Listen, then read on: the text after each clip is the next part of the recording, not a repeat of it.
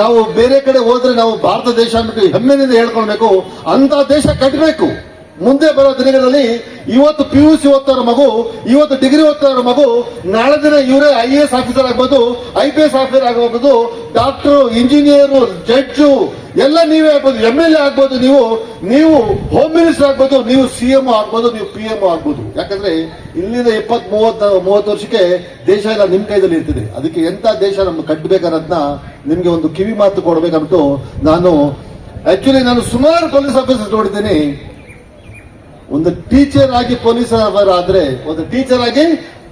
Officer ಆದ್ರೆ ಅವ್ರು ಎಷ್ಟು ಶಿಸ್ತಾಗಿರ್ತಾರೆ, ಎಷ್ಟು ನಿಯತ್ತಾಗಿರ್ತಾರೆ, ಎಷ್ಟು ಹೃದಯ ಅವ್ರದ್ದು ಎಷ್ಟು ಪವಿತ್ರವಾಗಿರ್ತದೆ ಅಂತ ನಾನು ನೋಡಿದ್ದೀನಿ. ಸುಮಾರು ಒಂದು 10 ವರ್ಷದಿಂದ ನೋಡ್ತಾರೆ ಆಫೀಸರು. ನನ್ನ ಲೈಫ್ ನಲ್ಲಿ ಇಂಥ ನಿಯತ್ತು, ಇಂಥ ಒಳ್ಳೆ ಪೊಲೀಸ್ ಆಫೀಸರ್ ನಾನು ನೋಡಿಲ್ಲ ರೀ. ಲಾಸ್ಟ್ 10 years ನೋಡ್ತಾರೆ. ಅಂತ ವ್ಯಕ್ತಿನ ದೊಡ್ಡ ಚಪ್ಪಾಳೆ ಮುಖಾಂತರ ನಾವು ಏನೋಣ latest welcome Narendra Kumar sir. Muzammil Saheb ನನ್ನ ಬಗ್ಗೆ ಚಿಕ್ಕ ಒಂದು ಮಾಹಿತಿಯನ್ನು ನೀಡಿದ್ದಾರೆ. ನಾನು ಈ ಹಿಂದೆ ಕಾಡುಗೋಡಿ ಇನ್ಸ್ಪೆಕ್ಟರ್ ಆಗಿದ್ದೆ. 2020-21 ಕಾಡುಗೋಡಿ ಇನ್ಸ್ಪೆಕ್ಟರ್ ಆಗಿದ್ದೆ. ಆಗ್ಲೂ ಕೂಡ ಒಂದು ಕಾರ್ಯಕ್ರಮಕ್ಕೆ ಇಲ್ಲಿ ಬಂದಿದ್ದೆ. ಕಾರ್ಯಕ್ರಮದಲ್ಲಿ ಸ್ಟೂಡೆಂಟ್ಸ್ಗೆ ಫೆಲಿಸಿಟೇಷನ್ ಮಾಡೋದು, SLC ಮತ್ತೆ PUC ನಲ್ಲಿ ಹೆಚ್ಚಿನ ಅಂಕ ಪಡೆದವರಿಗೆ ಒಂದು ಬಹುಮಾನ ವಿತರಣೆ ಕಾರ್ಯಕ್ರಮಕ್ಕೆ ಬಂದಿದ್ದೆ. ಆಕ್ಚುಲಿ ನಾನು ಮುಜಾಮಿಲ್ ಕರೀಲಿಲ್ಲ ಅಂತಿದ್ರೆ ಬೇರೆ ಕಾರ್ಯಕ್ರಮಗಳಿಗೆ ನಾನು ಹೋಗೋದಿಲ್ಲ ಯೂಶುವಲಿ. ಅದರಲ್ಲೂ ಇವರ ಒಂದು ಪ್ರೀತಿಗೆ, ಒತ್ತಾಯಕ್ಕೆ, ಅವರ ಒಂದು ಗೌರವಕ್ಕೆ ನಾನು ಮನಸೋತು. ಇವತ್ತು ಆಕ್ಚುಲಿ ನಾನೀಗ ಬೆಂಗಳೂರು ನಾರ್ತ್ ಆ ಕಡೆ ಇದೀನಿ ಇನ್ಸ್ಪೆಕ್ಟರ್ ಆಗಿ. ಸೊ ಹಂಗಾಗಿ ಅಲ್ಲಿಂದ ಬರೋದಕ್ಕೆ ತುಂಬಾ ಟ್ರಾಫಿಕ್ ಸಮಸ್ಯೆ ಬರೋದು, ಆಮೇಲೆ ಸಂಡೇನೂ ಕೂಡ ಕೆಲವು ಸಮಸ್ಯೆಗಳಿರ್ತವೆ. ಪೊಲೀಸ್ ಅಂತ ಹೇಳಿದ್ರೆ ನಿಮಗೆ ಗೊತ್ತು 24/7 ಕೆಲಸ ಇರುತ್ತೆ ಅಂತ ಹೇಳಿದೆ. ಇಲ್ಲ ಸರ್ ನೀವು ಬರಬೇಕು, ನಮ್ಮ ಮಕ್ಕಳಿಗೆ ಪ್ರೋತ್ಸಾಹದ ಮಾತುಗಳನ್ನ ಆಡಬೇಕು ಅಂತ ಹೇಳಿ ಕೇಳ್ಕೊಂಡ್ರು. ಸೊ ನಾನು ಮೊದಲನೇದಾಗಿ ಇಲ್ಲಿ ಬಂದು ಅಬ್ಸರ್ವ್ ಮಾಡಿದ್ದು ಏನಪ್ಪಾ ಅಂತ ಹೇಳಿದ್ರೆ, ಪ್ರತಿಯೊಬ್ಬ ಮನುಷ್ಯನಿಗೆ ಯಾರು ಹೀರೋಗಳು ಅಂತ ಹೇಳಿದ್ರೆ ಅವ್ರಿಗೆ ಅವರೇ ಹೀರೋಗಳು. ಅವ್ರ ಜೀವನವನ್ನ ಕಟ್ಕೊಳ್ಳೋದು ಅವ್ರ ಕೈಲೇ ಇದೆ. ಆದ್ರೆ ನಾನು ಒಂದು ಅಂಶವನ್ನ ಅಬ್ಸರ್ವ್ ಮಾಡಿದೆ, ಸೋಷಿಯಲ್ ಕನ್ಸರ್ನ್, ಸಾಮಾಜಿಕವಾಗಿ ಯಾರಿಗೆ ಕಳಕಳಿ ಜಾಸ್ತಿ ಇರ್ತತೆ, ಯಾರು ಈ ತರ ಎಲ್ಲ ಒಂದು ಸಮಾಜನ ಒಗ್ಗೂಡಿಸಿ ಸಮಾಜವನ್ನ ಒಂದು ಹೆಲ್ತಿ ಸಮಾಜ, ಒಂದು ಸದೃಢವಾದ ಸಮಾಜವನ್ನ ಕಟ್ಟಬೇಕು ಅಂತ ಹೇಳಿದ್ರೆ ನಿಮ್ಮಗಳ ಮಧ್ಯೆ ಈ ರೀತಿಯಾಗಿ ನಿಮ್ಮ ಒಂದು ಏನ್ ಕಮಿಟಿ ಇದೆ ಅದರ ಒಂದು ಮುನ್ನಡೆಯನ್ನ ನಡೆಸ್ತಾರಂತಹ ನಾನು ಮೊದಲನೇದಾಗಿ ಅವ್ರ ಬಗ್ಗೆ ಮಾತಾಡ್ತಿದ್ದೀನಿ. ಕಾರಣ ನಿಮ್ಗೆ ಗೊತ್ತಿದೆ. ಮುಜಮಿಲ್ ರವರಿಗೆ ಮೊದಲನೇದಾಗಿ ನಾನು ಧನ್ಯವಾದವನ್ನು ಅರ್ಪಿಸಿಕೊಳ್ಳೋದಕ್ಕೆ ಹೇಳ್ತಾ ಇದ್ದೀನಿ. ತುಂಬುವುದಾದ ಧನ್ಯವಾದಗಳು ಸರ್. ಇದು ಎಲ್ಲರಿಗೂ ಇರೋದಿಲ್ಲ ಆ ರೀತಿಯಾದ ಮನೋಭಾವನೆ. ಇವತ್ತ ನಾನು ಹೇಳಿದೆ, ಪ್ರತಿಯೊಬ್ಬರಿಗೂ ಕೂಡ ಟೈಮ್ ಇಂಪಾರ್ಟೆಂಟ್. ಅವ್ರವ್ರ ಟೈಮ್, ಅವ್ರವ್ರ ಮನೆ, ಅವ್ರವ್ರ ಫ್ಯಾಮಿಲಿ, ಅವ್ರವ್ರ ಕೆಲಸಗಳನ್ನ ನೋಡ್ಕೊಳ್ಳೋದ್ರಲ್ಲೇ ಆ ಜೀವನ ಸುಸ್ತಾಗೋಗಿರುತ್ತೆ, ಸಾಕಾಗೋಗಿರುತ್ತೆ. ಅಂಥದ್ರಲ್ಲಿ ಒಂದು ಸಮಾಜವನ್ನ ಎಲ್ಲ ಒಗ್ಗೂಡಿಸಿ, ಇಲ್ಲ ನಮ್ಮ ಮಕ್ಕಳು ತುಂಬಾ ಒಳ್ಳೆ ಒಂದು ಎಜುಕೇಶನ್ ಮಾಡಿದ್ದಾರೆ, ಇಲ್ಲಿ ನಿಲ್ಸಿದ್ರು. ಕಾರಣ ಇಷ್ಟೇನೆ, ಅಲ್ಲಿ ನಿಲ್ಸಿ ಯಾವುದೇ ರೀತಿಯಾದ ಶೋ ಆಫ್ ಮಾಡೋದು, ಅವ್ರನ್ನ ಹೊಗಳೋದು ಅಲ್ಲ. ನೀವು ನೋಡಿರ್ಬೇಕು ಅವರ ಪ್ರೆಸೆಂಟೇಶನ್, ನೀವು ಪೂರ್ತಿ ಅಬ್ಸರ್ವ್ ಮಾಡಿದ್ರೆ ಏನೋ ಗೊತ್ತಿಲ್ಲ, ಅವ್ರ ವೇದಿಕೆ ಮೇಲೆ ಕರ್ಸೋದು, ಅವ್ರ ಪೇರೆಂಟ್ಸ್ ನ ಕರ್ಸೋದು, ಅವ್ರಿಗೆ 4 ಒಳ್ಳೆ ಮಾತುಗಳನ್ನ ಏನಕ್ಕೆ ಹೇಳ್ತಾ ಇದ್ದಾರೆ ಅಂದ್ರೆ, ಇದು ಬೇರೆ ಮಕ್ಕಳಿಗೆ ಒಂದು ರೀತಿಯಾದ ಉದಾಹರಣೆ ಆಗಿ, ಪ್ರೋತ್ಸಾಹ ಆಗಿ, ನಾನು ಕೂಡ ಮುಂದಿನ ದಿನ ಈ ರೀತಿಯಾಗಿ ನಿಂತ್ಕೋತೀನಿ, ಈ ರೀತಿಯಾಗಿ ಒಂದು ಸಾಧನೆಯನ್ನ ಮಾಡ್ತೀನಿ ಅಂತ ಹೇಳಿ. ಸೊ ಅದ್ರ ಜೊತೆಗೆ ಕೆಲವು ಅಂಶಗಳನ್ನ ಹೇಳ್ತಾ ಹೋಗ್ತೀನಿ ಪಾಯಿಂಟ್ ವೈಸ್. ಮೊದಲನೇದಾಗಿ ಹಂಸಾ ನಾನು ಮಾತಾಡಿದ ಪೂರ್ತಿ ಮಾತನ್ನು ನಾನು ಕೇಳಿದೆ. ಯೂಶುವಲಿ ಸ್ಟೇಜ್ ಅಲ್ಲಿ ಮಾತಾಡ್ಬೇಕಾದ್ರೆ ಈಗ ನಮ್ಮ ಗೆಸ್ಟ್ಗಳು ಮಾತಾಡೋದು ಅವ್ರ ಮಕ್ಕಳನ್ನ ಅವ್ರನ್ನ ಸ್ಟಿಮ್ಯುಲೇಟ್ ಮಾಡೋದಕ್ಕೆ ಮಾತಾಡ್ತಾರೆ, ಒಳ್ಳೆ ಮಾತುಗಳನ್ನ ತಿಳಿಸ್ತಾರೆ. ಆದ್ರೆ ನನ್ಗೆ ಏನಪ್ಪಾ ಅಂತ ಹೇಳಿದ್ರೆ, ಈ ಒಂದು ಚಿಕ್ಕ ವಯಸ್ಸಿಗೆ ಇಷ್ಟೊಂದು ಬುದ್ಧಿ ಹೆಂಗ್ ಬರುತ್ತೆ ಅಂತ ಹೇಳಿ, ಈ ಒಂದು ಚಿಕ್ಕ ವಯಸ್ಸಿಗೆ ಕೆಲವು ಮಕ್ಕಳು ಮಾತಾಡೋದು ತುಂಬಾ ಚೆನ್ನಾಗಿ ಮಾತಾಡಿದ್ರು. ಅವ್ರು ಮಾತಾಡಿದ್ರು, ಎಲ್ಲಾ ವಿಚಾರಗಳನ್ನ ಮಾತಾಡಿದ್ರು. ಬರೀ ಸಾಧನೆ ಬಗ್ಗೆ ಅವ್ರು ಮಾತಾಡ್ಲಿಲ್ಲ, ಅವ್ರು ಓದಿದ್ರ ಬಗ್ಗೆ ಮಾತಾಡ್ಲಿಲ್ಲ. ಓದಾದ್ಮೇಲೆ ಏನ್ ಮಾಡ್ಬೇಕು, ಸಾಧನೆ ಮಾಡಾದ್ಮೇಲೆ ಏನ್ ಮಾಡ್ಬೇಕು, ನೀವು ಸಾಧನೆ ಮಾಡ್ಬೇಕು ಅಂದ್ರೆ ಏನ್ ಮಾಡ್ಬೇಕು ಅಂತ ಹೇಳಿ, ನೀವು ಓದಿ ಈ ತರ ಟೈಮ್ ಡೆಡಿಕೇಟ್ ಮಾಡಿ, ಕಾನ್ಸಂಟ್ರೇಟ್ ಮಾಡಿ, ಕನ್ಸಿಸ್ಟೆನ್ಸಿ ಇರ್ಲಿ ಓದೋದ್ರಲ್ಲಿ, ಡಿಸ್ಟ್ರಾಕ್ಷನ್ ಇಂದ ದೂರ ಇರಿ. ಆಮೇಲೆ ನಿಮ್ಮ ಎಫರ್ಟ್ ಇರ್ತದೋ, ರಿಪಿಟೇಷನ್ ಇರ್ತದೋ, ಓದೋದ್ರ ಬಗ್ಗೆ ಎಷ್ಟು ನೀವು ಗಮನ ಕೊಡ್ತೀರೋ ಅಷ್ಟು ಸಕ್ಸಸ್ ಆಗುತ್ತೆ. ಆ ತರ ಹೇಳೋದು ಇದೆ. ಆದ್ರೆ ನನಗೆ ಗೊತ್ತಿಲ್ಲ ಎಷ್ಟು ಜನ ನೀವು ಅವ್ರನ್ನ ಸ್ಪೀಚ್ ನ ಕಂಪ್ಲೀಟ್ ಕೇಳಿದ್ರಿ ಅಂತ ಹೇಳಿಂತ. ನಿಮ್ಮಗಳ ಮಧ್ಯೆ ನಿಜವಾಗ್ಲೂ ಆ ರೀತಿ ಒಬ್ಬ ಸಾಧಕನ ತಂದು ಪ್ರೆಸೆಂಟ್ ಮಾಡಿ ನಿಮ್ಗೆಲ್ಲ ಒಂದು ರೀತಿಯಾದ ಪ್ರೋತ್ಸಾಹದ ವಾತಾವರಣ ನಿರ್ಮಾಣ ಮಾಡಿದಾರಲ್ಲ, ನಿಜವಾಗ್ಲೂ ಇದು ಅವತ್ತು ಹೇಳಿದ್ರು ಈ ದಿನವನ್ನ ಜ್ಞಾಪಕ ಇಟ್ಕೊಳ್ಳಿ ಅಂತ ಹೇಳಿ, ನಿಜವಾಗ್ಲೂ ಈ ದಿನವನ್ನ ನೀವು ಜ್ಞಾಪಕ ಇಟ್ಕೋಬೇಕು. ಯಾಕೆಂದ್ರೆ ಅವನಿಗೂ ಅವ್ರದೇ ಆದ ಬ್ಯುಸಿ ಶೆಡ್ಯೂಲ್ ಇದೆ, ಅವ್ರದೇ ಆದ ಕೆಲಸಗಳಿದೆ. ಅದ್ರ ಒತ್ತಡದ ನಡುವೆ ಬಂದ್ಬಿಟ್ಟು ನಿಮ್ಗಳನ್ನೆಲ್ಲ ಒಂದು ಮಾತುಗಳನ್ನ ಹೇಳಿ ನಿಮ್ಮನ್ನ ಇನ್ಸ್ಪೈರ್ ಮಾಡ್ತಾ ಇದ್ರಲ್ಲ, ನಿಜವಾಗ್ಲೂ ಅವ್ರನ್ನ ನಾವು ಮೆಚ್ಚಬೇಕಾಗಿದ್ದು. ಈ ಒಂದು ಸಂದರ್ಭದಲ್ಲಿ ಅವರು ಎಷ್ಟೋ ವಿಚಾರಗಳನ್ನ ಹೇಳಿದ್ರು, ಅದನ್ನ ನೀವು ಜಸ್ಟ್ ನಮ್ಮ ಎಲ್ಲಾರ ಮಾತುಗಳಿಗಿಂತ ಆ ಮಾತನ್ನ, ಯಾಕೆಂದ್ರೆ ಜಸ್ಟ್ ಸಾಧನೆ ಮಾಡಿ ಸಾಧನೆಯಿಂದ ಆ ಒಂದು ಇದರಲ್ಲಿ ಇದ್ದಾರೆ, ಅವ್ರನ್ನ ಪ್ರಮೋಟ್ ಮಾಡೋದಕ್ಕೂ ನಾವು 25 ಇಯರ್ಸ್ ಇಂದ ನಾವೇನೋ ಒಂದು ಜಾಬ್ ತಗೊಳ್ಳದೆ ಒಂದು ಸಾಧನೆ ಅಲ್ಲ. ನಾನು ಹೇಳ್ತಾ ಹೋಗ್ತೀನಿ ಮುಂದಿನ ದಿನಗಳಲ್ಲಿ ಈಗ ಏನಾಗಿದೆ ಅಂತ ಹೇಳಿದ್ರೆ, ನಾವೆಲ್ಲ ಒಳ್ಳೆ ಅಚೀವರ್ಸ್ ಇದೀವಿ, ಟಾಪರ್ಸ್ ಇದೀವಿ, ಸಾಧಿಸಿ ಇನ್ನು ಮುಂದೆ ಹೆಚ್ಚಿನ ಸಾಧಿಸಿ ಒಳ್ಳೆ, ನಾನು ಹೇಳಿದ್ನಲ್ಲ, ನಿಮ್ಮ ಸಾಧನೆ ನಿಮ್ಮ ಒಂದು ಏನು ಈ ಒಂದು ಯೋಚನೆಗಳಿರ್ತಾವಲ್ಲ, ಆ ಯೋಚನೆಗಳಿಂದ ಮೊದಲು ನಿಮ್ಮ ಮನೆ ಸದೃಢವಾಗುತ್ತೆ. ಮನೆ ಸದೃಢ ಆಗ್ತಂತ ಹೇಳಿದಾಗ ಆ ಏರಿಯಾ, ಆ ಕುಟುಂಬ, ನಿಮ್ಮ ಟೋಟಲ್ ಎನ್ವೈರನ್ಮೆಂಟ್, ಅದಾದ್ಮೇಲೆ ಸಮಾಜ, ಅದಾದ್ಮೇಲೆ ಒಂದು ದೇಶ. ಸೊ ನೀವು ಸದೃಢರಾದ್ರೆ ದೇಶ ಸದೃಢವಾಗಿರುತ್ತೆ. ನಾವು ಪ್ರಪಂಚದ ಯಾವುದೇ ದೇಶದ ಜೊತೆಗೆ ಇಲ್ಲ, ನಾವು ಯಾವುದಕ್ಕೂ ಕಡಿಮೆ ಇಲ್ಲ. ನಮ್ಮ ಮಕ್ಕಳ ಸಾಧನೆ, ನಮ್ಮ ಮಕ್ಕಳ ಒಂದು IQ ಲೆವೆಲ್ ತುಂಬಾ ಜಾಸ್ತಿ ಇದೆ, ನಾವು ಸಾಧನೆಯಲ್ಲಿ ಕಡಿಮೆ ಇಲ್ಲ ಅಂತ ಹೇಳಿ ತೋರಿಸ್ಕೋಬಹುದು. ಅದಕ್ಕಾಗಿ ಸದೃಢರಾಗಿರ್ಬೇಕು. ಎರಡನೇದಾಗಿ, ಸರ್ ಕಡಿಮೆ ಮಾರ್ಕ್ಸ್ ಬಂತು, ಕಡಿಮೆ ಇದು ಬಂತು, ಅದ್ರ ಬಗ್ಗೆನೂ ತಲೆ ಕೆಡಿಸ್ಕೊಳಂಗಿಲ್ಲ. ಕೊನೆಯದಾಗಿ at the end of the life ನೀನು ಹೇಗೆ ಅದನ್ನ ಬ್ಯಾಲೆನ್ಸ್ ಮಾಡ್ತೀಯಾ, ಹೇಗೆ ಅದನ್ನ ತಗೊಂಡು ಹೋಗ್ತೀಯಾ ಅನ್ನೋದ್ರ ಮೇಲೆ ಡಿಪೆಂಡ್ ಆಗುತ್ತೆ. ಯಾಕಂತ ಹೇಳಿದ್ರೆ, ನನ್ನ ಜೊತೆ ಓದಿ ನಾನು ಯಾವ್ದೋ ಒಂದು ಅಫಿಷಿಯಲ್ ಆಗಿ ಯಾವ್ದೋ ಒಂದು ಕೆಲಸ ತಗೊಂಡಿರ್ಬೋದು, ನನ್ನ ಜೊತೆ ಸ್ವಲ್ಪ ಕಡಿಮೆ ವ್ಯಾಸಂಗ ಮಾಡಿ, ಕಡಿಮೆ ಎಜುಕೇಶನ್ ಮಾಡಿ ಕೂಡ ಇವತ್ತು ದೊಡ್ಡ ದೊಡ್ಡ ಬಿಸ್ನೆಸ್ ಮೆನ್ ಆಗಿದ್ದಾರೆ, ದೊಡ್ಡ ದೊಡ್ಡ ರಾಜಕೀಯ ವ್ಯಕ್ತಿಗಳಾಗಿದ್ದಾರೆ. ಈಗ ನಾನೇನೇ ಒಂದು ಊರ್ನಲ್ಲಿ ಹೋಗಿ ಏನೋ ಒಂದು ಖಾತಾ ಮಾಡಿಸ್ಬೇಕು ಅಂದ್ರೆ ನನ್ನ ಫ್ರೆಂಡಿಗೆ ಫೋನ್ ಮಾಡ್ತೀನಿ, ಅವ್ನು PUC ಸ್ಟಾಪ್ ಮಾಡ್ಕೊಂಡಿದ್ದ. ಆದ್ರೆ ನಾನು ಅವನಿಗೆ ಫೋನ್ ಮಾಡ್ತೀನಿ, ನೋಡೋ ಅದೊಂದು ಖಾತೆ ಆಗಿಲ್ಲ, ನೋಡ ನಮ್ ಜಮೀನ್ ಇದಾಗಿಲ್ಲ, ಅದ್ಯಾವ್ದೋ ಒಂದು ಇದು ಬೇಕು, ಅದ್ ನೋಡ ಯಾವ್ದೋ ಒಂದು ಸ್ಕೀಮಲ್ಲಿ ಸೇರ್ಸಕ್ಕಾಗತ್ತಾ, ಒಂದು ಹಳ್ಳ ಬಂದಿದೆ ಅಲ್ಲಿಗೆ ಇದ್ ಮಾಡ್ಬೇಕು ಅಂತ ಹೇಳಿ. ಸಾಧನೆ ಅನ್ನೋದು ಬರೀ ಎಜುಕೇಶನ್ ಆಸ್ಪೆಕ್ಟ್ ಅಲ್ಲೇ ಒಂದರಲ್ಲಿ ನೋಡೋದಿಲ್ಲ. ಆದ್ರೆ ಇಲ್ಲಿ ಯಾಕೆ ನಾವು ಎಜುಕೇಶನ್ ಆಸ್ಪೆಕ್ಟ್ ಅಲ್ಲಿ ನೋಡ್ತಾ ಇದೀವಿ ಅಂತ ಹೇಳಿದ್ರೆ, ಆಗ್ಲೇ ಹೇಳಿದ್ರು, ಇತ್ತೀಚಿನ ದಿನಗಳಲ್ಲಿ ಹೆಣ್ಮಕ್ಳು ಒಳ್ಳೆ ಸಾಧನೆ ಮಾಡ್ತಾ ಇದಾರೆ, ಗಂಡ್ ಮಕ್ಳು ಆಲ್ರೆಡಿ ಸ್ವಲ್ಪ ಓದೋದ್ರಲ್ಲಿ ಕಡಿಮೆ ಇದ್ ಮಾಡ್ಕೋತಾ ಇದಾರೆ ಅಂತ ಹೇಳಿ. ಅದರಲ್ಲೂ ನಿಮ್ಗೆ ಗೊತ್ತು, ಈ ಪ್ರಮೋಟ್ ಮಾಡೋದು, ಈ ರೀತಿಯಾಗಿ ಮಕ್ಕಳನ್ನ ಒಂದು ಉರಿದುಂಬಿಸೋದು ತುಂಬಾ ಮುಖ್ಯ. ಯಾಕೆಂತ ಹೇಳಿದ್ರೆ ನೋಡಿ, ಮ್ಯಾಕ್ಸಿಮಮ್ ನಾವೇನ್ ಮಾಡ್ತೀವಿ, ನಮ್ಮ ಫ್ಯಾಮಿಲಿ ಆ ಒಂದು ಸಮಸ್ಯೆಗಳಿಗೆ ಇಮಿಡಿಯೇಟ್ ಆಗಿ ಯಾವ್ದೋ ಒಂದು ಕೆಲಸಕ್ಕೆ ಸೇರಿಸೋದು, ಯಾವ್ದೋ ಒಂದು ಜವಾಬ್ದಾರಿ ಕೊಟ್ಬಿಡ್ತೀವಿ. ಜವಾಬ್ದಾರಿ ಕೊಟ್ಟಾಗ ಆ ಒಂದು ಚೈಲ್ಡ್ಹುಡ್ ನಾವು ಮಕ್ಕಳದ್ದು ಚೈಲ್ಡ್ಹುಡ್ ನೇ ಕಿತ್ಕೊಂಡ್ಬಿಡ್ತೀವಿ. ಅವ್ರು ಏನೋ ಓದ್ಬೇಕು ಅಂತ ಇರ್ತಾರೆ, ಏನೋ ಸಾಧನೆ ಮಾಡ್ಬೇಕು ಅಂತಾರೆ. ಅನ್ಕೋತೀನಿ ಇಲ್ಲಿರೋ ಮಕ್ಕಳಿಗೆಲ್ಲ ಒಂದು ರೀತಿಯಾದ ಆ ಫ್ಯಾಮಿಲಿ ಏನು ಅವರ ತ್ಯಾಗ, ಅವರ ಒಂದು ಡೆಡಿಕೇಶನ್, ಅವರ ಒಂದು ಏನು ತ್ಯಾಗ ಇದೆಯೋ ಆ ತ್ಯಾಗದ ಪ್ರತಿಫಲವಾಗಿ ಇವತ್ತೇನಾದ್ರು ಸಾಧನೆ ಮಾಡಿದ್ರ ತಿಳ್ಕೊಳ್ಳಿ. ಬೆಳಗ್ಗೆ ಎದ್ಬಿಟ್ಟು ನಾವು ಚಿಕ್ಕ ಹುಡುಗರಿದ್ದಾಗ ಬೆಳಿಗ್ಗೆ ಎದ್ದಿದ್ದಂಗೆ ನಾವೆಲ್ಲ ಈ ಕ್ಯಾಟಲ್ ಇವೆಲ್ಲ ಸಾಕಿರಿವಲ್ಲ, ಹೋಗಿ ಕಸ ಎತ್ಬಿಟ್ಟು ಇದಕ್ಕೆ ಹಾಕ್ ಬನ್ನಿ, ಹೊಲಕ್ಕೆ ಹಾಕ್ ಬನ್ನಿ, ತೋಟಕ್ಕೆ ಹಾಕ್ ಬನ್ನಿ, ಆಮೇಲೆ ತೋಟದಲ್ಲಿ ನೀರ್ ಕಟ್ಟಿ, ಕಾಯಿ ಬಿದ್ದಿದ್ದಾವೆ ಕಾಯಿ ಎತ್ತಾಕಿ. ಸೊ ಹಿಂಗಂದ್ರೆ ನಾವು ಓದೋದೇ ಹಾಗೆ. ಅವತ್ತ ನಮ್ಮ ಪೇರೆಂಟ್ಸ್ ಸ್ವಲ್ಪ ಸಮಯವನ್ನ ಕೊಟ್ರು, ಇವತ್ತು ಕೂಡ ನಿಮ್ಮ ಪೇರೆಂಟ್ಸ್ ನಿಮ್ಗೆ ಸಮಯ ಕೊಟ್ಟಿದ್ದಕ್ಕೆ, ನಿಮ್ಮನ್ನ ಅದನ್ನೆಲ್ಲ ಬಿಟ್ಟು ನೋಡ್ಕೊಂಡಿದ್ದಕ್ಕೆ ಇವತ್ತು ಒಂದು ಸಾಧನೆ ಮಾಡ್ತಿದ್ದ. ಅವ್ರಿಗೂ ಕೂಡ ನಿಮ್ ಪೇರೆಂಟ್ಸ್ಗೂ ಒಂದು ದೊಡ್ಡದಾದ ಚಪ್ಪಾಳೆ ಬರ್ಬೇಕು. ಅವ್ರ ಬಗ್ಗೆ ನೆಕ್ಸ್ಟ್ ಮತ್ತೆ ಒಂದೊಂದು ಮಾತು ಹೇಳ್ತಾ ಇದ್ರು ಮುಜಮಿಲ್ ಸಾಹೇಬ್ರು, ಏನಂತ ಹೇಳಿದ್ರೆ, ನಾವು ಈಗಿದ್ದಾಗ ನಮ್ ತಂದೆ ಗ್ರೇಟ್, ನಮ್ ತಂದೆನೆ ಹೀರೋ ಅಂತ ಹೇಳ್ತೀವಿ. ಅದಾದ್ಮೇಲೆ ಸ್ವಲ್ಪ ದಿವಸ ಆದ್ಮೇಲೆ ಇಲ್ಲ ನಮ್ ತಂದೆ ಸುಮ್ನೆ ಅಮ್ಮ ಏನ್ ಹಿಂಗ್ ಕಿರಿಕಿರಿ ಮಾಡ್ತಾರೆ, ಹಂಗಂತಾರೆ ಹಿಂಗಂತಾರೆ ಅಂತೀವಿ. ಅದಾದ್ಮೇಲೆ ಮದುವೆ ಆಗುತ್ತೆ, ಮದುವೆ ಆದ್ಮೇಲೆ ಹೆಂಡತಿ ಕೂಡ ಇದು ನೋಡಿ, ಆಮೇಲೆ ನೆಕ್ಸ್ಟ್ ನಾವು ನಮ್ ತಂದೆನೆ ಗ್ರೇಟ್ ಅಂತ ಹೇಳ್ತೀವಿ, ಹಂಗೆ ಅಂತ ಹೇಳಿದ್ದ. ಸೊ ಹಾಗೆ ಪ್ರತಿಯೊಂದು ಕುಟುಂಬದಲ್ಲೂ ಅದೇ ರೀತಿಯಾಗಿ ಇರೋದು. ಸೊ ನಾನು ಏನಕ್ಕೆ ಹೇಳಕ್ ಇಷ್ಟಪಡ್ತಾ ಇದ್ದೀನಿ ಅಂತ ಹೇಳಿದ್ರೆ, ಸಕ್ಸಸ್ ಇಷ್ಟೇ ನನಗೆ ಗೊತ್ತಿರಂಗೆ ಸಕ್ಸಸ್. ನನಗೆ ಇದುವರೆಗೂ ಇವತ್ತಿನ ದಿನಗಳಲ್ಲಿ ಕಾಡ್ತಿರೋದು ಒಂದೇ ವ್ಯಕ್ತಿತ್ವ, ಆ ವೈಭವ್ ಸೂರ್ಯವಂಶಿ. ನಾನ್ ಜಾಸ್ತಿ ಕ್ರಿಕೆಟ್ ನೋಡಲ್ಲ, ಕ್ರಿಕೆಟ್ ನೋಡ್ತೀನಿ. ನನಗೆ ಅವನ ಬ್ಯಾಟಿಂಗ್ ನೋಡಿ ನನಗೆ ಏನು ಆಡ್ತಾನೆ ಈ ಹುಡುಗ, ನನಗಂತೆ ಏನ್ ತಿಂತೀವ ಮರಯ್ಯ, ಯಾವ ಡಿಪೋ ರೈಸ್ ತಿಂತೀಯ ಅಂತ ಕೇಳ್ತೀವಲ್ಲ ಯಾರನ್ನ ರೇಗಿಸ್ಬೇಕು ಅಂತ ಹೇಳಿದ್ರೆ, ಅದೇನು ನಿನ್ನ ಫುಡ್ ಹ್ಯಾಬಿಟ್ಸ್ ಹೇಳು, ಏನಿದನ್ನ ಹೇಳುತ್ತೆ. ನಾನು ಜಸ್ಟ್ ಯಾವ್ದೋ ಒಂದು ಅದೇ ಇದನ್ನ ತಿಳ್ಕೊಂಡೆ ಅವನ್ನ ಮಾತಾಡೋದು ನೋಡಿ.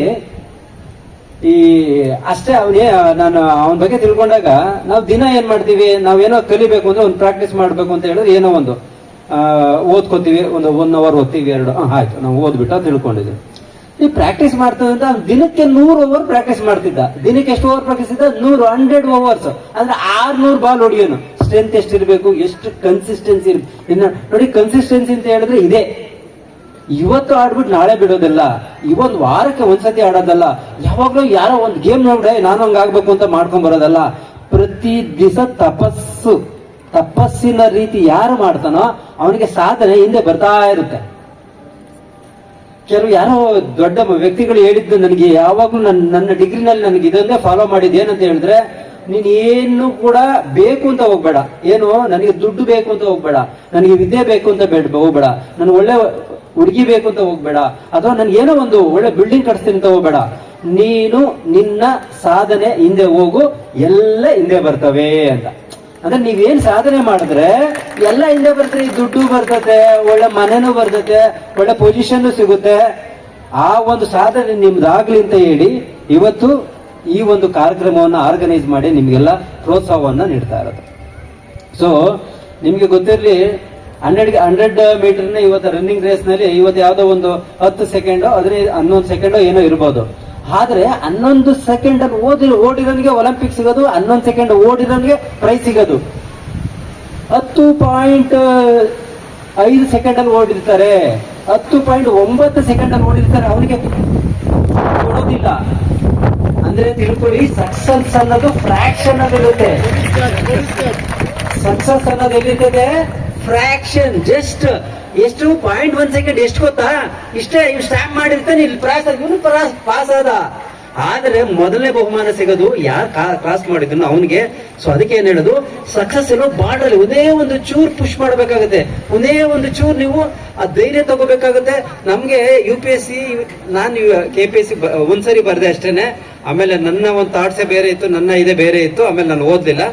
ಅವ್ರ UPSC KPSC ಬರೆಯೋರ್ನ ಕೇಳಿ, ಅವರು ಎಷ್ಟೋ ದಿನ ಆಚೆಗೆ ಬಂದಿರೋದಿಲ್ಲ ಮನೆ ಬಿಟ್ಬಿಟ್ಟು. ಕಾರಣ ಇಷ್ಟೇನೆ, ನಿಮಗೆ ಟೈಮ್ ಸಾಕಾಗೋದಿಲ್ಲ, ಅಷ್ಟು ಕಂಟೆಂಟ್ ಇರುತ್ತೆ, ಓದ್ಬೇಕಾಗುತ್ತೆ. ಅವರು ಸೂರ್ಯನ್ನೇ ನೋಡಿರೋದಿಲ್ಲ ಎಷ್ಟೋ ದಿನ. ಅಷ್ಟು ಡೆಡಿಕೇಶನ್, ಅಷ್ಟು ತಪಸ್ಸಿರುತ್ತೆ. ನಾನು ಸ್ಪೋರ್ಟ್ಸ್ ಅಲ್ಲಿ ಹೇಳಿದೆ, ಯಾಕೆ ಹೇಳ್ತಾ ಇದ್ದೀನಿ ಅಂತ ಹೇಳಿದ್ರೆ, ನಮ್ಗೆ ತುಂಬಾ ಕಷ್ಟಪಟ್ಬಿಟ್ಟಿದ್ದೀವಿ, ಲಾಸ್ಟ್ ಬಾರ್ಡರ್ ಸೋತ್ ಬಿಡ್ತೀವಿ. ಲಾಸ್ಟ್ ಇನ್ನೇನು ನಿಜವಾಗ್ಲೂ ಇನ್ನೇನು ಅಚೀವ್ ಮಾಡೋದಿಲ್ಲ ಇದೆ ಅಂತ ಟೈಮಲ್ಲಿ ಸೋತ್ ಬಿಡ್ತೀವಿ. ಅದಕ್ಕೋಸ್ಕರ ನಾನೇನ್ ಹೇಳೋದು, ಬಿಡಬೇಡಿ, ಡೋಂಟ್ ಗಿವ್ ಅಪ್. ಯಾವುದೇ ಕಾರಣಕ್ಕೂ ಬಿಡಬೇಡಿ. Dream big, don't give up. Consistency maintain ಮಾಡ್ಕೊಳ್ಳಿ. ಸಕ್ಸಸ್ ನಿಮ್ಮಿಂದೇ ಬರ್ತದೆ. ಸಕ್ಸಸ್ ನಿಮ್ಮಿಂದೇ ಬಂತು ಅಂತ ಹೇಳಿದ್ರೆ, ನೀವೇನ್ ಸಾಧನೆ ಮಾಡ್ಬೇಕು ಅಂತ ಹೊರಟಿದ್ರೆ ಅದನ್ನ ಸಾಧನೆ ಮಾಡ್ಕೊಡಿ. ನಾನು ಹೇಳೋದು ಅದಕ್ಕೇನೆ ಹೇಳಿದ್ದು, ಮನೆ ಕಟ್ಟಿಸ್ಬೇಕು ಅನ್ನೋ ಬುದ್ಧಿ ಬೇಡ, ಒಳ್ಳೆ ಲಕ್ಸುರಿಯಸ್ ಲೈಫ್ ಲೀಡ್ ಮಾಡ್ತೀನಿ ಬುದ್ಧಿ ಬೇಡ, ನಾನು ದೊಡ್ಡ ಹೈ ಎಂಡ್ ಕಾರ್ ತಗೋತೀನಿ ಬೇಡ, ನನ್ಗೆ ಒಳ್ಳೆ ಐಫೋನ್ ಬೇಕು ಬೇಡ, ನಾನು ಒಳ್ಳೆ ಬಟ್ಟೆ ಹಾಕ್ತೀನಿ ಬೇಡ, ನಾನು ಏನೋ ಪ್ಲಾಟ್ ತಗೋತೀನಿ ಬೇಡ. ನೀವ್ ಇದೊಂದು ಸಾಧನೆ ಮಾಡ್ರಿ, ನೀವ್ ಏನ್ ಅನ್ಕೊಂಡಿದ್ರೆ ಅದನ್ನ ಸಾಧನೆ ಮಾಡಿ, ಇದೆಲ್ಲ ನಿಮ್ಮಿಂದೇ ಬರುತ್ತೆ. ನೀವು ಹೆಲಿಕಾಪ್ಟರ್ ಓಡಾಡಬಹುದು, ಪ್ರೈವೇಟ್ ಜೆಟ್ ಇಟ್ಕೋಬಹುದು, ಅಷ್ಟೇ, ಏನಿಲ್ಲ. ಅದು ನಿಮ್ಮ ಕೆಳಗಡೆ ಇದೆ, ನಿಮ್ಮ ಕೈಯಲ್ಲಿದೆ.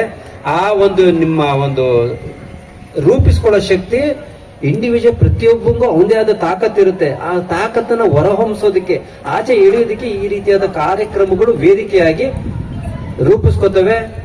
ಈ ಒಂದು ಕಾರ್ಯಕ್ರಮದಲ್ಲಿ ಆ ಒಂದು ಔಟ್ಪುಟ್ ನ ತಗೊಂಡು ನೀವು ಮನಸ್ಸಿನಲ್ಲಿ ಇಟ್ಕೊಂಡು ಸಾಧನೆ ಮಾಡಿದ್ರೆ, ಮುಂದಿನ 10 ವರ್ಷದಲ್ಲಿ ನೀವು ಇಲ್ಲಿ ನಿಂತ್ಕೊಂಡು ಒಬ್ಬ ಗೆಸ್ಟ್ ಇದಾಗಿ ಒಂದು ಬೇರೆ ಮಕ್ಕಳಿಗೆ 4 ಮಾತನ್ನ ಹೇಳೋದ್ರ ಜೊತೆಗೆ ನೀವು 100 ಜನಕ್ಕೆ ಒಂದು ಐಕಾನ್ ಆಗ್ತೀರಾ.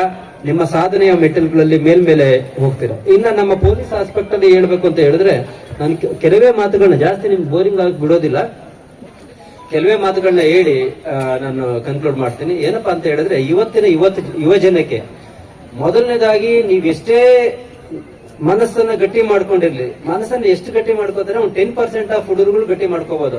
ನಾವು ಅನ್ಕೋತೀವಿ ಸಾಧನೆ ಮಾಡಿದವರೆಲ್ಲ ಮನಸ್ಸನ್ನ ಗಟ್ಟಿ ಮಾಡ್ಕೊಂಡಿರ್ತಾರೆ, ಮತ್ತೆ ಸಾಧನೆ ಮಾಡಿದವರೆಲ್ಲ ಬುದ್ಧಿವಂತರಾಗಿರ್ತಾರೆ, ಸಾಧನೆ ಮಾಡಿದವರೆಲ್ಲ ಒಳ್ಳೆ ದಾರಿಲಿ ಹೋಗ್ತಾರೆ ಅನ್ನೋದು ಸುಳ್ಳು. ಯಾಕೆ ಅಂತ ಹೇಳಿದ್ರೆ, ನೀವು ಸಾಧನೆ ಜೊತೆಗೆ ಮನಸ್ಸನ್ನ ಯಾವ ರೀತಿಯಾಗಿ ಏಕಾಗ್ರತೆಗೊಳಿಸ್ಕೊಂಡಿರ್ಬೇಕು ಅಂತ ಹೇಳಿದ್ರೆ, ನಾನು ಯಾವುದೇ ದುಶ್ಚಟಗಳಿಗೆ ಬಲಿಯಾಗಬಾರದು. ಯಾಕೆ ಹೇಳ್ತಾ ಇದ್ದೀನಿ ಅಂತ ಹೇಳಿದ್ರೆ, ನಾವು ಯಾವುದೇ ಕೇಸ್ನ ಇನ್ವೆಸ್ಟಿಗೇಷನ್ ಸ್ಟಾರ್ಟ್ ಮಾಡಕ್ ಹೋದಾಗ ಈ ಡ್ರಗ್ಸ್ ಅನ್ನೋದು ದೊಡ್ಡ ಹಾವಳಿ. ಇದು ನಮ್ಮ ಬೆಂಗಳೂರಿನಲ್ಲಿ ಇದೆ, ಕರ್ನಾಟಕದಲ್ಲಿದೆ, ಇಂಡಿಯಾದಲ್ಲಿದೆ ಅಂತಲ್ಲ, ಪ್ರಪಂಚದಾದ್ಯಂತ, ಪ್ರಪಂಚದ ಪೂರ್ತಿ ಒಂದು ಡ್ರಗ್ಸ್ ತುಂಬಾ ಹಾವಳಿ ಇದೆ, ಡ್ರಗ್ಗಿನ ಒಂದು ಹಾವಳಿ. ಸರ್ ಏನ್ ಮಾಡ್ಬೇಕು, ಇದಕ್ಕೇನೂ ಮಾಡ್ಬೇಕಾಗಿಲ್ಲ.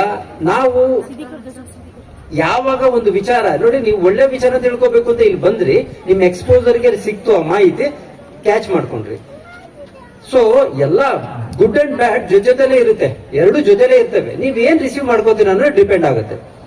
ಸೊ ಎರಡನೇದಾಗಿ ನೀವು ರಿಸೀವ್ ಮಾಡ್ಕೊಳಲ್ಲ, ಬಟ್ ಆದ್ರೂ ಕೂಡ ನಿಮ್ಮ ಹತ್ರ ಇದೆ ಅಂದ್ರೆ ದಯವಿಟ್ಟು ನೀವು ಅದರಿಂದ ದೂರ ಇರಿ. ಮೊನ್ನೆ ನಮ್ಮ ಸರ್ಕಾರದ ಒಂದು ಡ್ರಗ್ ಅವೇರ್ನೆಸ್ ಪ್ರೋಗ್ರಾಮು ಒಂದು ನಮ್ಮ ರಾಜ್ಯ ಮಟ್ಟದಲ್ಲಿ ಮಾನ್ಯ ಮುಖ್ಯಮಂತ್ರಿಗಳು ಒಂದು ಕಾರ್ಯಕ್ರಮ ಮಾಡಿದ್ರು. ಅವತ್ತು ಎಷ್ಟೋ ಶಾಲಾ ಕಾಲೇಜುಗಳಲ್ಲಿ ಲೈವ್ ಟೆಲಿಕಾಸ್ಟ್ ಮಾಡಿದ್ರು. ಆ ಲೈವ್ ಟೆಲಿಕಾಸ್ಟ್ ಅಲ್ಲಿ ಎಷ್ಟೋ ವಿಚಾರಗಳನ್ನ ತಿಳ್ಕೊಂಡಿದ್ದೀರಾ ಅಂತ ಅನ್ಕೋತೀನಿ. ಏನಪ್ಪಾ ಅಂತ ಹೇಳಿದ್ರೆ, ಸೇ ನೋ ಟು ಡ್ರಗ್ಸ್ ಅಲ್ವಾ? ಅದೇ ಕನ್ನಡದಲ್ಲಿ ನಮಗೆ ಬೇಡ ಬ್ರೋ ಅಂತ ಹೇಳಿ ನಮ್ಮ ಹೋಮ್ ಮಿನಿಸ್ಟರ್ ಹೇಳಿದ್ರು. ಏನಾದ್ರು ಯಾರೋ ಒಬ್ಬ ಸ್ನೇಹಿತ ಹೇಳ್ತಾನೆ, ಜಸ್ಟ್ ಬೇಡ ಬ್ರೋ ಅಂದ್ರೆ, ನಾನು ಅದನ್ನ ಒಂದು ಸಾಂಕೇತಿಕವಾಗಿ ಯಾವುದೋ ಒಂದು ಟರ್ಮಿನಾಲಜಿಯಲ್ಲಿ ಹೇಳ್ತಾ ಇಲ್ಲ. ನೀವು ಫಾರ್ ಎಕ್ಸಾಂಪಲ್ ಈಗ ಯಾರ ಫ್ರೆಂಡ್, ನಾನ್ ಕುಡಿಯಲ್ಲ, ಅವನು ಕುಡಿತಾನೆ, ನಾನ್ ಕುಡಿಯಲ್ಲ, ಸಿಗರೇಟೇ ಆಗ್ಬೋದು, ಏನೋ ಒಂದು ತಿನ್ಬಾರದು, ಆ ವಸ್ತು ಆರೋಗ್ಯಕ್ಕೆ ಹಾನಿಕರ, ಆ ತರದ್ದು ಅಂದ್ರೆ ಆಲ್ಕೋಹಾಲ್ ಆಗ್ಬೋದು, ಸಿಗರೇಟ್ ಆಗಿರ್ಬೋದು, ಡ್ರಗ್ಸ್ ಆಗಿರ್ಬೋದು. ನಾನ್ ಕುಡಿಯಲ್ಲ, ಬಟ್ ನನ್ನ ಫ್ರೆಂಡ್ ನನ್ ಬಿಟ್ಟಿರಕ್ ಆಗಲ್ಲ, ನನ್ನ ಜೊತೆಲೆ ಓದಿದ್ದು, ಬಟ್ ಅವ್ನು ಸೇರ್ಕೊಂಡಿದ್ದೆ. ನಾನು ಹೇಳೋದು ಮುಲಾಜಿಂದಲೇ ಕಿತ್ತಾಕಿ, ಸಮಸ್ಯೆ ಇಲ್ಲ. ಮುಲಾಜಿಂದಲೇ ಅವ್ನು ಅವಾಯ್ಡ್ ಮಾಡಿ, ಏನೂ ಆಗಲ್ಲ. ಬೇಜಾರು ಮಾಡ್ಕೋತಾನೆ, ಆ ನಮ್ದು ಫ್ರೆಂಡ್ಶಿಪ್ ಹೋಗುತ್ತೆ, ಬಾಂಡೇಜ್ ಹೋಗುತ್ತೆ. ಫ್ರೆಂಡ್ಶಿಪ್ ಹೋಗುತ್ತೆ ಅಂತ ಹೇಳಿದ್ರೆ ನಾಳೆ ನೀನೇ ಇರಲ್ಲ. ಯಾಕೆ ಅಂತ ಹೇಳಿದ್ರೆ, ನಮ್ಗೆ ಯಾವತ್ತೂ ಕೂಡ ನಾವು ಆ ಒಂದು ಬಲಿಪಶುಗಳಾಗದೆ ಹೆಂಗೆ ಅಂದ್ರೆ, ಮೊದಲನೇದಾಗಿ ನಾವು ಆ ಎಕ್ಸ್ಪೋಸರ್ ಸಿಕ್ಕಿದಾಗ ಅಷ್ಟೇ. ಒಳ್ಳೇದಕ್ಕೆ ಎಕ್ಸ್ಪೋಸರ್ ಸಿಗ್ತದೆ, ಒಳ್ಳೇದು ಬರುತ್ತೆ, ಕೆಟ್ಟದಕ್ಕೆ ಎಕ್ಸ್ಪೋಸರ್ ಸಿಕ್ಕಿದ್ರೆ ಕೆಟ್ಟದ್ ಬರ್ತದೆ ಅಷ್ಟೇನೆ. ಸೊ ಹಂಗಾಗಿ ನೀವು ಮೊದಲನೇದಾಗಿ ಡ್ರಗ್ ಇಂದ ದೂರ ಇರಬೇಕು ಅಂದ್ರೆ ಇಷ್ಟೇ ಸಿಂಪಲ್. ಡ್ರಗ್ ವಸ್ತು ಹುಡಿಕೊಂಡು ನಮ್ಮಿಂದ ಬರೋದಿಲ್ಲ, it won't follow us, right? ಅದೊಂದು ಮೆಟೀರಿಯಲ್. ಆದ್ರೆ ಆ ಮೆಟೀರಿಯಲ್ ನಮ್ಮ ಹತ್ರ ಬರಬೇಕು ಅಂತ ಹೇಳಿದ್ರೆ ನಮ್ಮ ಫ್ರೆಂಡ್ ಇಂದಲೇ ಬರಬೇಕು, ನನ್ನ ಪರಿಚಯದಿಂದಲೇ ಬರಬೇಕು. ಯಾರಿಗೆ ಒಂದು ಆ ಅಬ್ಯೂಸ್ ಇದೆ, ಯಾರು ಆ ಡ್ರಗ್ಸ್ ನ ಸೇವನೆ ಮಾಡ್ತಾರೆ, ನಿಮ್ಗೆ ಗೊತ್ತಿರುತ್ತೆ ನ್ಯಾಚುರಲಿ. ಆ ಒಂದು ಇದಕ್ಕೆ ಒಳಗಾಗಿರ್ತಾನೆ, ಅವರಿಂದ ದೂರ ಇರಿ. ಅವನಿಂದ ನಿಮ್ಗೆ ಏನೋ ಒಂದು ಸಕಲ ಸಂಪತ್ತು ಐಶ್ವರ್ಯ ಸಿಗುತ್ತೆ ಅಂತ ಹೇಳಿದ್ರು ಕೂಡ ಬೇಡ. ಅದು ಅವರ ಸಹವಾಸ ಬೇಡ. ನಾನು ತುಂಬಾ ಗಟ್ಟಿ ಇದೆ ಸರ್ ಮನಸ್ಸು, ನಾನು ಹಂಗಾದ್ರೂ ಇರ್ತೀನಿ. ನೀವು ಇವತ್ತು ಗಟ್ಟಿ ಇರ್ಬೋದು ಮನಸ್ಸು, ನಾಳೆ ಏನಾಗುತ್ತೆ ಅಂತ ಹೇಳಿದ್ರೆ, ನೀವೇನೋ ಒಂದು ಪ್ರಾಜೆಕ್ಟ್ ಮಾಡಿದ್ರಿ, ಪ್ರಾಜೆಕ್ಟ್ ಅಲ್ಲಿ ಫೇಲ್ಯೂರ್ ಇತ್ತು, ಅವನು ಜೊತೆಲಿ ಸಿಗ್ತಾನೆ. ಜೊತೆಲಿ ಸಿಕ್ಕಿದಾಗ ಬೇಜಾರಾಗ್ತಿದೆ ಕೊಡೋ, ಇಲ್ಲಿಂದ ಸ್ಟಾರ್ಟ್ ಆಗುತ್ತೆ. ಬೇಜಾರಾಗ್ತಿದೆ ಕೊಡೋ. ನೆಕ್ಸ್ಟ್ ಇಲ್ಲ, ಟಾಪರ್ ಆಗ್ಬಿಟ್ರಿ, ಯುವರ್ ಆನ್ ಏನೋ ಕ್ಲೌಡ್ 9, ನೀನು ಟಾಪರ್ ಆಗ್ಬಿಟ್ಟಿದ್ಯಾ. ಅವತ್ತ ಆ ಫ್ರೆಂಡ್ ಸಿಗ್ತಾನೆ, ಮಗ ಇವತ್ತು ಎಂಜಾಯ್ ಮಾಡೋ, ನಿಂದು ಸಿಕ್ಕಣ ದಿನ, ಯುವರ್ ಡೇ ಎಂಜಾಯ್ ಅಂತಾರೆ. ಸೊ ಏನಂತ ಹೇಳಿದ್ರೆ, ನಿಮಗೆ ಅಲ್ಲಿಂದ ಸ್ಟಾರ್ಟ್ ಆಗುತ್ತೆ ಆ ಅಬ್ಯೂಸ್ ಅನ್ನೋದು, ಅಲ್ಲಿಂದ ಸ್ಟಾರ್ಟ್ ಆಗುತ್ತೆ. ಅದಕ್ಕೆ ನಾನು ಹೇಳೋದು, ಆ ನಿಮ್ಮ ಸೆನ್ಸರಿ ಆರ್ಗನ್ಸ್ ಏನಿದೆ, ಒಂದು ಕಿವಿಯಿಂದ ಕೇಳಬಹುದು, ಕಣ್ಣಿಂದ ನೋಡಬಹುದು, ಸ್ಮೆಲ್ ಮಾಡಬಹುದು, ಟಚ್ ಮಾಡಬಹುದು, ನಿಮ್ಮ ಆ ಸೆನ್ಸರಿ ಆರ್ಗನ್ ಇಂದ ದೂರ ಇರಬೇಕು. ಸೊ ಅವಾಗ ಅಟ್ಲೀಸ್ಟ್ ನಿಮ್ಗೆ ಏನಾಗುತ್ತೆ ಅಂದ್ರೆ, ಅದ್ರ ಬಗ್ಗೆ ಮೊದಲೇ ನಿಮ್ಗೆ ಒಪಿನಿಯನ್ ಇರುತ್ತೆ, ನಿಮ್ಗೆ ಇಷ್ಟ ಇರೋದಿಲ್ಲ ಅಂತ ಹೇಳಿ. ಸೊ ಇಷ್ಟ ಇಲ್ಲ ಅಂದ್ರೂ ಕೂಡ ಈ ಒಂದು ಮೆಥಡಾಲಜಿನ ಫಾಲೋ ಮಾಡ್ಕೋತೀರಾ, ಅವಾಗ ಆ ಅಬ್ಯೂಸ್ ಇಂದ ನೀವು ದೂರ ಇರ್ಬೋದು. ಅದಕ್ಕೆ ನಾನೇನ್ ಹೇಳ್ತೀನಿ, ಇವತ್ತಿನ ಯುವ ಜನಾಂಗ, ಇವತ್ತಿನ ಬೆಂಗಳೂರು ಸಿಟಿನಲ್ಲಿ ನಾನು ಹೇಳೋದು, ಒಳ್ಳೆ ಎಜುಕೇಶನ್ ಕೊಡಿಸಿ ಮಕ್ಕಳು ಸಕ್ಸಸ್ ಆದೋ ಅನ್ನೋದ್ಕಿಂತ, ಇಲ್ಲಪ್ಪ ನನ್ನ ಮಗ ಯಾವುದೇ ರೀತಿಯಾದ ಚಟಗಳಿಗೆ ದಾಸನಾಗ್ದಲೆ ನಿಜವಾಗ್ಲೂ ಒಂದು ತಕ್ಕ ಮಟ್ಟಿಗೆ ಓದಿದ್ದಾನೆ, ನಿಜವಾಗ್ಲೂ ಕೂಡ ಅದು ಕೂಡ ಸಕ್ಸಸ್. ಅದಕ್ಕೆ ನಾನೇನ್ ಹೇಳ್ತಾ ಇದ್ದೀನಿ ಅಂತ ಹೇಳಿದ್ರೆ, ನೀವೀಗ ನಾವು ಹೇಳಿದೀವಲ್ವಾ, ನಿಮ್ಮ ಫ್ಯಾಮಿಲಿಲಿ, ನಿಮ್ಮ ಫ್ರೆಂಡ್ಸ್ಗೆ, ನಿಮ್ಮ ಪರಿಚಯಸ್ಥರಿಗೆ, ನಿಮ್ಮ ಫ್ಯಾಮಿಲಿಗಳಲ್ಲಿ ಯಾರು ಆ ತರ ಇದ್ದಾರೆ ಅಂತ ಹೇಳಿದ್ರೆ, ಕಟ್ಟುನಿಟ್ಟಾಗಿ ಹೇಳಿ, ಆ ರೀತಿಯ ವ್ಯಕ್ತಿ ಸಹವಾಸ ಬೇಡ, ಆ ರೀತಿಯ ವ್ಯಕ್ತಿಯ ಪರಿಚಯ ಬೇಡ, ಆ ರೀತಿಯ ಮನೆಗಳಿಗೆ ಹೋಗೋದು ಬೇಡ, ಆ ರೀತಿಯ ಫ್ರೆಂಡ್ ನ ಪಾರ್ಟಿಗಳಿಗೆ ಹೋಗೋದು ಬೇಡ. ಇವತ್ತಿನ ದಿನಗಳಲ್ಲಿ ಆಚೆ ತಿನ್ನೋದು, ಆಚೆ ಪಾರ್ಟಿಗಳು ಮಾಡೋದು ಸರ್ವೇ ಸಾಮಾನ್ಯ ಆಗೋಗಿದೆ. ಆದ್ರೆ ಆಗ್ಲೇ ಸುಮಾರು ಜನ ಹೇಳಿದ್ರು, ನಾವೆಲ್ಲ ಹೇಳಿದ್ನ ರಿಪಿಟೇಷನ್ ಮಾಡ್ತಿದ್ದೀವಿ.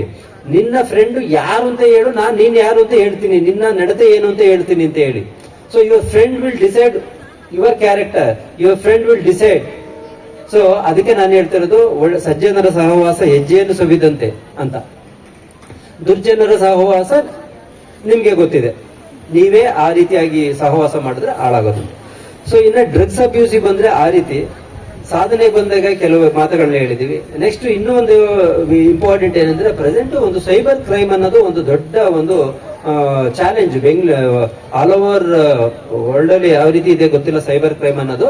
ನಮ್ಮ ಒಂದು ಕರ್ನಾಟಕದಲ್ಲಿ, ಅದರಲ್ಲೂ ಬೆಂಗಳೂರಿನಲ್ಲಿ ಸೈಬರ್ ಕ್ರೈಮ್ ಅನ್ನೋದು ತುಂಬಾ ಜಾಸ್ತಿ ಆಗ್ತಾ ಇದೆ. ಸೊ ಸಿಂಪಲ್ ಇದೆ, ಸೈಬರ್ ಕ್ರೈಮ್ ಅಲ್ಲಿ ಇಷ್ಟೇ, ಒಂದು ನಿಮ್ಗೆ ಯಾವುದೇ ರೀತಿಯಾದ ಒಂದು ಫೈಲ್ ನ ಕಳಿಸಬಹುದು, ಅದ ಡೌನ್ಲೋಡ್ ಆದಾಗ ನಿಮ್ಮ ಮೊಬೈಲ್ ಅವರ ಕಂಟ್ರೋಲ್ಗೆ ಹೋಗುತ್ತೆ. ಕಂಟ್ರೋಲ್ಗೆ ಹೋದಾಗ ನಿಮ್ಮಲ್ಲಿರೋ ಅಮೌಂಟ್ ಅನ್ನ ಅವರು ಡ್ರಾ ತಗೋಬಹುದು. ಅದಕ್ಕೆ ಅನ್ನೋನ್ ಯಾವುದೇ ರೀತಿಯಾದ ಆಪ್ ಅನ್ನೋನ್ ಆಫ್ ಅವುಗಳನ್ನ ಡೌನ್ಲೋಡ್ ಮಾಡಬಹುದು. ನಿಮ್ಗೆ ಅದ್ರ ಬಗ್ಗೆ ಗೊತ್ತಿಲ್ಲ ಅಂತ ಹೇಳಿದ್ರೆ ಡೌನ್ಲೋಡ್ ಮಾಡಬಹುದು. ಎರಡನೇದು, ನಿಮಗೆ ಫೋನ್ ಮಾಡ್ತಾರೆ ಅಥವಾ ನೀವೇನೋ ನೋಡ್ತಾ ಇರ್ತಾರೆ, ನಿಮಗೆ ಗೊತ್ತಾ ಏನಂತ ಹೇಳಿದ್ರೆ ಈ ಡೇಟಾ ಅನ್ನೋದು ಇದೆಯಲ್ಲ, ಈ ಡೇಟಾ ಅನ್ನೋದೇ ತುಂಬಾ ಆಟ ಆಡ್ಸೋದು. ನೀವೇನ್ ಮಾಡ್ತೀರಾ, ಫೇಸ್ಬುಕ್ ಅಲ್ಲಿ ಫುಲ್ ಒಳ್ಳೆ ಬಟ್ಟೆ ಹಾಕೊಂಡು ಒಳ್ಳೆ ಕಾರಲ್ಲಿ ನಿಮ್ಮ ಮನೆ, ನಿಮ್ಮ ಅಕ್ಕ ಅದ ಎಲ್ಲಾನು ಪೋಸ್ಟ್ ಮಾಡಿರ್ತೀರ. ಅವ್ನು ಅಲ್ಲಿ ಕೂತ್ಕೊಂಡು ಹೇಳ್ತಾನೆ, ಎಲ್ಲ ಕೂತ್ಕೊಂಡು ನಿನ್ ಬ್ಯಾಕ್ ಗ್ರೌಂಡ್, ನೀನು ಇಷ್ಟು ಜನ, ನಿನ್ ಹೈಟ್ ಇಷ್ಟು, ನಿನ್ ವೇಟ್ ಇಷ್ಟು, ನಿನ್ ಕಲರ್ ಕಾಂಪ್ಲೆಕ್ಷನ್ ಇಷ್ಟು, ನೀನ್ ಇದೇ ಬಟ್ಟೆ ಹಾಕೋತೀರಾ, ನಿಮ್ಮ ಮನೇಲಿ ಇಷ್ಟು ಜನಗಳಿದ್ರೆ ಏನಕ್ಕೆ? ಆ ಡೇಟಾನೇ ನೆಕ್ಸ್ಟ್ ನಿಮ್ಗೆ ಕೆಲಸ ಮಾಡೋದು. ಆ ಡೇಟಾದ ಮೇಲೆ ಈಗ ನಿನ್ನ ಟೇಸ್ಟ್ ತಕ್ಕನಾಗೆ, ಈಗ ನೋಡಿ ನೀವ್ ಯಾವ್ದೋ ಏನೋ ಒಂದು ಸರ್ಚ್ ಮಾಡಿರ್ತೀರಾ, ನಿಮ್ಗೆ ಅದೇ ರೀತಿಯಾದ ಮೆಸೇಜ್ಗಳು ಬರ್ತಾ ಇರ್ತವೆ, ಅದೇ ರೀತಿಯಾದ ವಿಡಿಯೋಗಳು ಬರ್ತದೆ. ಯಾಕಂದ್ರೆ ನೀವು ಸರ್ಚ್ ಮಾಡಿರ್ತೀರಾ. ಸೊ ಬ್ಯಾಕ್ ಎಂಡ್ ಅಲ್ಲೇ ಅದು ತಿಳ್ಕೊಂಡಿರುತ್ತೆ, ಇವ್ನಿಗೆ ಇದೇ ಟೇಸ್ಟ್ ಇದೆ ಅಂತ ಹೇಳಿ. ಸೊ ಕಳಿಸ್ತಾ ಇರುತ್ತೆ. ನಾನು ಯಾಕೆ ಹೇಳ್ತಾ ಇದ್ದೀನಿ ಅಂತ, ಆ ತರ ಸರ್ಚ್ ಮಾಡ್ಬೇಕಾದ್ರೆ ಈಗ ಯಾವ್ದೋ ಒಂದು ಲಾಟ್ರಿ ಸರ್ಚ್ ಮಾಡ್ತೀರಾ, ನಿಮ್ ಮೆಸೇಜ್ ಬರುತ್ತೆ, 5 ನಂಬರ್ 1 ನಂಬರ್ ಚೂಸ್ ಮಾಡಿ ಜಸ್ಟ್ 150 ರೂಪಾಯಿ ಕೊಟ್ಬಿಟ್ರೆ ನಿಮ್ಗೆ 12 ಲಕ್ಷ ಬಹುಮಾನ ಬರುತ್ತೆ. ನೋಡಿ, ಶಾರ್ಟ್ ಟರ್ಮ್ ಅಲ್ಲಿ ಸಾಹುಕಾರ ಆಗಕ್ಕೆ ಯಾವುದೇ ರೀತಿಯಾದ ರೂಲ್ಸ್ ಇಲ್ಲ, ಯಾವುದೇ ರೀತಿಯಾದ ನಿಯಮನೂ ಇಲ್ಲ, ಯಾವುದೇ ರೀತಿಯಾದ ಆ ಥರದ್ದು ಇಲ್ವೇ ಇಲ್ಲ. ಶಾರ್ಟ್ ಟರ್ಮ್ ಅಲ್ಲಿ ಸಾಹುಕಾರ ಆಗ್ತೀನಿ, ಶಾರ್ಟ್ ಟರ್ಮ್ ಅಲ್ಲಿ ಬೆಳಿತೀನಿ ಅಂತ ಹೇಳಿ ಸ್ಟೆಪ್ ಬೈ ಸ್ಟೆಪ್ ಹತ್ತಿದ್ರೇನೆ ಸಕ್ಸಸ್, ಸ್ಟೆಪ್ ಬೈ ಹತ್ತಿದ್ರೆ ನಿಮ್ಮ ಸಾಧನೆ. ಅದ್ ಬಿಟ್ಬಿಟ್ಟು ನಿಮ್ಗೆ ಬೆಳ್ಕರೋದ್ ಯಾರೋ ಒಬ್ಬ ಅನ್ನೋನ್ ಪರ್ಸನ್ ಕಳಿಸ್ತಾನೆ, ನೀವೇನ್ ಮಾಡ್ತೀರಾ, 105 ರೂಪಾಯಿ ಹಾಕ್ತೀರಾ. ನಿಮಗೆ ಅದ್ಯಾವುದೋ ಒಂದು ಫೇಕ್, ಇವತ್ತೇನು ನಿಮ್ಗೆ ಗೊತ್ತು, ಏನಲ್ಲಿ ಕೂತ್ಕೊಂಡು ಈ ತರ ಒಂದು ಪ್ರೋಗ್ರಾಮ್ ಇದು ಹೊಡಿದಿಂದ ಪಟ್ಟಂತ ಈ ಸ್ಟೂಡೆಂಟ್ ಎಲ್ಲ ಕೂತಿರಂಗೆ ಒಂದು ಫೋಟೋ ಹೊಡೆದು ಕೊಟ್ಬಿಡುತ್ತೆ. ಇಲ್ಲ ನನಗೆ ಲಾಟೆ ಹೊಡೆದಿದಂಗೆ ಒಂದು RBI ಇಂದ ಸೈನ್ ಹಾಕ್ಸ್ಕೊಡ್ತು ಅಂತ ಹೇಳಿದ್ರೆ ಒಂದು ರೆಡಿ ಮಾಡಿಕೊಡುತ್ತೆ. ಫ್ರಾಕ್ಷನ್ ಆಫ್ ಸೆಕೆಂಡ್ ಅಲ್ಲಿ ಕೆಲಸ ಮಾಡುತ್ತೆ. ಆ ತರದ್ ಯಾವ್ದೋ ಒಂದು ಸರ್ಟಿಫಿಕೇಟ್ ಕಳಿಸ್ತಾರೆ, ನನಗೆ ಬಹುಮಾನ ಹೊಡೆದಿದೆ ಅಂತ ಹೇಳಿ ಅವನು ಇದರಿಂದ ಕ್ಲಿಯರ್ ಆಗ್ಬೇಕು, ಟ್ಯಾಕ್ಸ್ ಕಟ್ಟಬೇಕು, ಅದು ಕಟ್ಟಬೇಕು, ಇದು ಕಟ್ಟಬೇಕು ಅಂದ್ರೆ ಲಕ್ಷಾಂತರ ರೂಪಾಯಿ ಹೊಡಿತಾರೆ. ಸೊ ನಾನು ಹೇಳ್ತಿರೋದು, ನೆಕ್ಸ್ಟ್ ಒಂದು ಗ್ರೂಪ್ ನ ಮಾಡ್ಕೋತಾರೆ. ಗ್ರೂಪ್ ಮಾಡ್ಕೊಂಡು ನೀವು ಟ್ರೇಡಿಂಗ್ ಹಾಕಿ, ನಿಮ್ಗೆ ನೋಡಿ ಮೊನ್ನೆ ಇವ್ನಿಗೆ 5 ಲಕ್ಷ ಬಂದಿದೆ, ಇವ್ನಿಗೆ 10 ಲಕ್ಷ ಬಂದಿದೆ, ಇವ್ನು ಮನೆ ಕಟ್ಸಿದಾನೆ, ಇವ್ನು ಇದು ಮಾಡಿದಾನೆ ಅದು ಅಂತ. ನೆಕ್ಸ್ಟ್ ಗ್ರೂಪ್ ಅಲ್ಲಿ ಇದು ಮಾಡ್ಕೋತಾರೆ, ನಿಮ್ದು ದುಡ್ಡನ್ನೆಲ್ಲ ತಗೋತಾರೆ. ನೆಕ್ಸ್ಟ್ ಯಾರು ನಿಮ್ಮ ಕಾಂಟ್ಯಾಕ್ಟ್ ಗೆ ಬರೋದಿಲ್ಲ. ಸೊ ಸುಮಾರು ಇದಾವೆ ಸೈಬರ್ ಕ್ರೈಮ್ ನಲ್ಲಿ, ಸುಮಾರು ವೆರೈಟೀಸ್ ಆಫ್ ಸೈಬರ್ ಕ್ರೈಮ್ ಇದೆ. ಪ್ರೆಸೆಂಟ್ ನಡೀತಾರ ಸೈಬರ್ ಕ್ರೈಮ್ಗಳಲ್ಲಿ ಈ ಮನಿ ಮತ್ತೆ ಸೆಕ್ಸ್ಟಾರ್ಷನ್ ಇವುಗಳು ಪ್ರೆಸೆಂಟ್ ಜಾಸ್ತಿ ನಡೀತಾ ಇರೋದು. ಸೊ ಅದರಿಂದ ದೂರ ಇರಿ, ಅದರ ವಿಕ್ಟಿಮ್ ಆಗ್ಬಿಡಿ ಅಂತ ಹೇಳಿ ಈ ಒಂದು ವೇದಿಕೆಯಲ್ಲಿ ಹೇಳೋದಕ್ಕೆ ಇಷ್ಟಪಡ್ತೀನಿ. ಸೊ ಈ ಒಂದು ಕಾರ್ಯಕ್ರಮದಲ್ಲಿ ನಮಗೆ 1-2 ಮಾತುಗಳನ್ನ ಆಡಲು ಅವಕಾಶ ಮಾಡಿಕೊಟ್ಟ ಎಲ್ಲ ಕಮಿಟಿ ಮೆಂಬರ್ಸ್ಗೂ, ಮುಜಮಿಲ್ ಸರ್ ಅವ್ರಿಗೂ ಕೂಡ, ಮತ್ತೆ ವೇದಿಕೆ ಮೇಲೆ ಆಸೀನರಾಗಿರುವ ಎಲ್ಲ ಗಣ್ಯ ವ್ಯಕ್ತಿಗಳಿಗೆ ವಂದಿಸುತ್ತಾ ನಾನು 2 ಮಾತುಗಳನ್ನ ಮುಗಿಸ್ತೀನಿ. ಥ್ಯಾಂಕ್ ಯು, ಧನ್ಯವಾದಗಳು.